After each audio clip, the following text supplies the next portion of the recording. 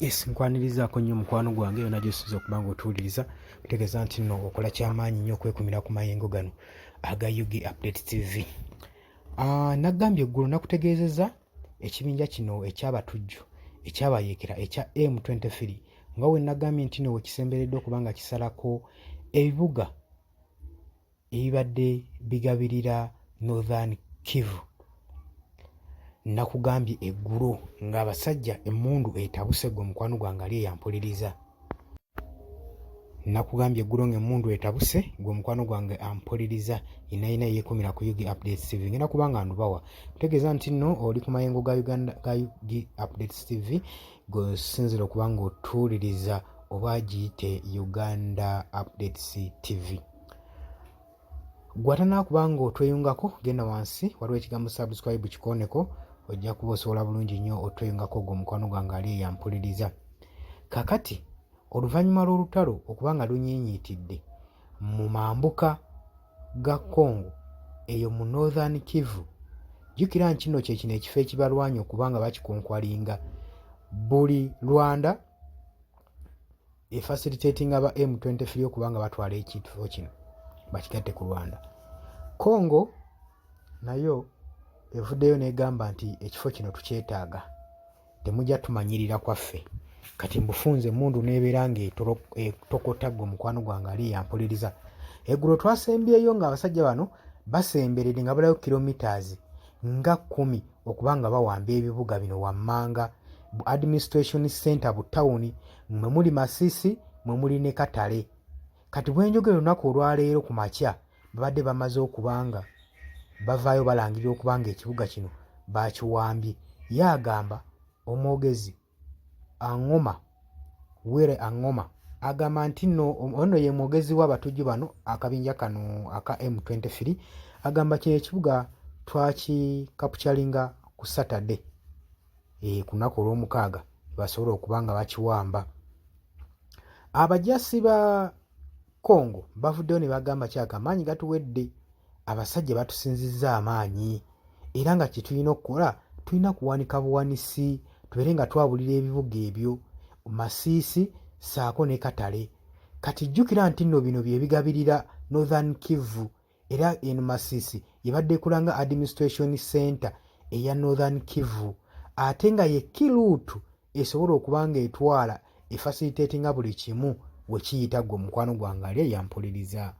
Kati abasajja bakiwambye era bavudde bamaze okuwaana nga bagamba nti no tukiwambye era tubamaze amababba.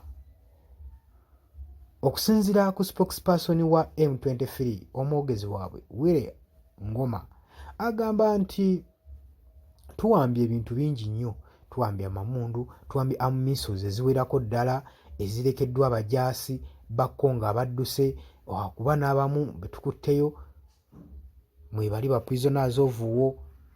Kati agamba nti kati saawa zino tuli mu kussa mu kagwa liberation tuli ku buwanguzi. Kati kitegeeza nti nno babulayo kilometers 8.5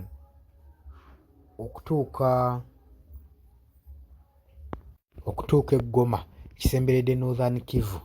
Jjukira nti no tageti yaabwe eri ku kibuga ekyo babeere nga bakiwamba nga bakikontrolinga. Kati bagamba ng'engeri gye kikontrolinze kiruuts ezibadde ziprovidinga with basic needs eri ekibuga ekyo Masisi ne Katale katugenda kubanga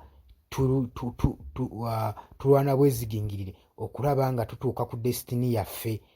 We bate bavuddeyo ne beewera nkolokooto gwe mukwano gwange ali eyampuliriza.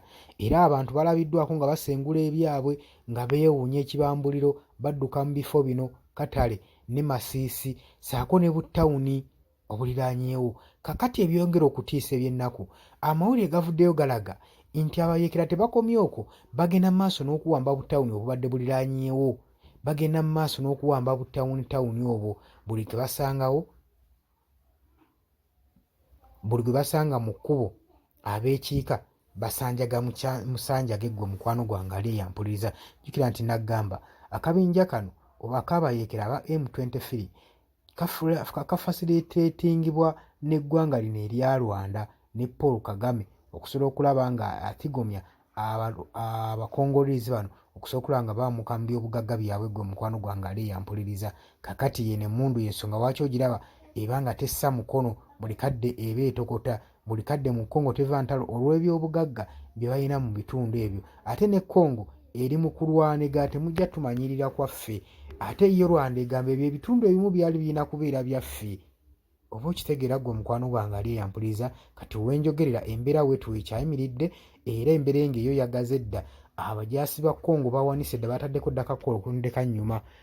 Amaanyi gaabawedde, abasajja babasinze amaanyi ne bagamba ewannyo weewaawo, era ne bateekako kakola tondeka nnyuma gwe mukwano gwange ali yampuliriza. Ne bagamba kasita ensisinkano teba ya lumu, tuliddamu ba M23 ne tusisinkana, kubanga weetyo n'enkejje amazzi galeka mu nnyanja neddamu ne gasisinkana mu luwombo. Katumanya baliddamu ne beegwako, naye bagambye sika amasiisi n'akatale, ebitundu byabwe mwagala biibyo tubibalekedde, katutaase obulamu gwe mukwano gwange ali yampuliriza. Oli muwuliriza mulungi nnyo, ebale kwekumira ku Yugi Updates TV. Wagala otweyungako kira wansi waliwo ekigambo subscribe, kikonemu ojja kuba osobola bulungi nnyo otweyungako gwe mukwano gwange ali eyo ampuliriza.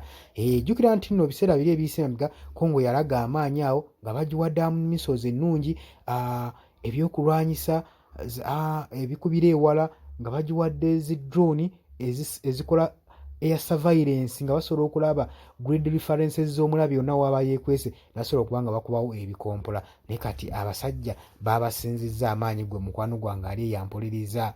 Abasajja beewera nkolokooto, bagamba tujja, mutwerinde mmwe mwenna tujja, era mukimanye nti nno tubaleetera magombe. Jusi bavaayo ne beewana n'okwewana nti tubaleetera magombe gwe mukwano gwange ali yampuliriza. Jjukira bino lwaki mbibawa, mulimu kali nti Uganda naye eyinza okuba emu ku nsi ezifacilitatinga abatujju bano aba M23 okusobola okulaba nga olutalo olwo lusigala mu mambuka gwa Congo gwe mukwano gwange ali eyo ampuliriza. Tegeeza nti nno mbaagala nnyo, temuva ku Yugi Updates TV, mweraba.